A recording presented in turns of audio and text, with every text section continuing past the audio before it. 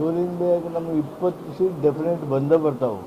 ನಮ್ಮ ಗ್ಯಾರಂಟಿಗೆ ಬೊಮ್ಮಾಯಿ ಅವರೆಲ್ಲ ಮೋದಿನ ನಡಿಗೆ ಹೋಗ್ಯಾರ. ಅದಕ್ಕೆ ನಾವು ಗ್ಯಾರಂಟಿಯನ್ನು ಕತ್ತಿದ ಮೇಲೆ ಮೋದಿ ಗ್ಯಾರಂಟಿ ಯಾರು ಮೋದಿ ಗ್ಯಾರಂಟಿ ಕೇಳ್ತಾರೆ? ನಮ್ಮ ಗ್ಯಾರಂಟಿ ಕೇಳ್ತಾರೆ, ಗೃಹಲಕ್ಷ್ಮಿ ಕೇಳ್ತಾರೆ, ಗೃಹಜ್ಯೋತಿ ಕೇಳ್ತಾರೆ, ಅನ್ನಭಾಗ್ಯ ಕೇಳ್ತಾರೆ, ಯುವ ನಿಧಿ ಕೇಳ್ತಾರೆ, ಶಕ್ತಿ ಯೋಜನೆ ಕೇಳ್ತಾರೆ. 371 ಕೋಟಿ ಜನ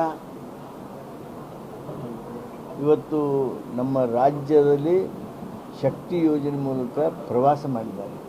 ನೋಡಿ, ಗ್ಯಾರಂಟಿ ಯೋಜನೆ ಮೂಲಕ ಇವರು ಶ್ರೀಮಂತರ ಪರ ಇದ್ದಂಥ ಮನಸ್ಸುಗಳೇನದಾವಲ್ಲ, ಯಾರು 10 ಲಕ್ಷ ಕೋಟಿ ರೂಪಾಯಿ ಮನ್ನಾ ಮಾಡಿ ಬಡವರ ಹಣನ ಶ್ರೀಮಂತರಿಗೆ ಓದಿ ಹಾಕಿದಾರಲ್ಲ, ಅದನ್ನು ಒಪ್ಪೋರು ಏನಿದ್ದಾರೆ ಅವ್ರನ್ನ ಬಿಟ್ಬಿಡಿ ಒಂದು ಕಡೆ. ನಾವು ಈ ಗ್ಯಾರಂಟಿ ಯೋಜನೆಗಳ ಮೂಲಕ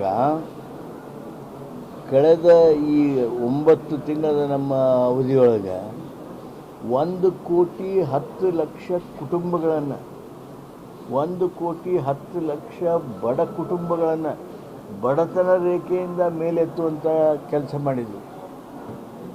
ಇದೊಂದು ಕ್ರಾಂತಿಕಾರಕವಾಗಿರ್ತಕ್ಕಂಥ ಹೆಜ್ಜೆ.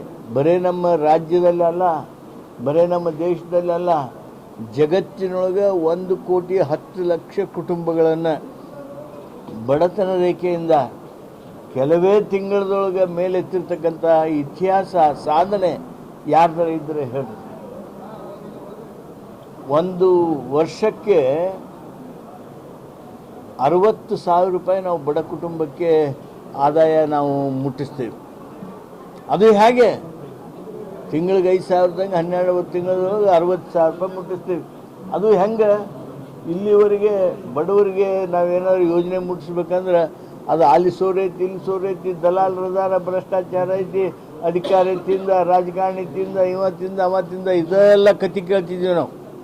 ಆದರೆ ಇವತ್ತು ನೋಡಿ, ಈ ಗ್ಯಾರಂಟಿ ಯೋಜನೆಗಳನ್ನು ಜನರಿಗೆ ತಲುಪಿಸೋದ್ರೊಳಗೆ 99.5% ನಾವು ಜನರಿಗೆ ಅದನ್ನು ಮುಟ್ಟಿಸಿದ್ದೇವೆ.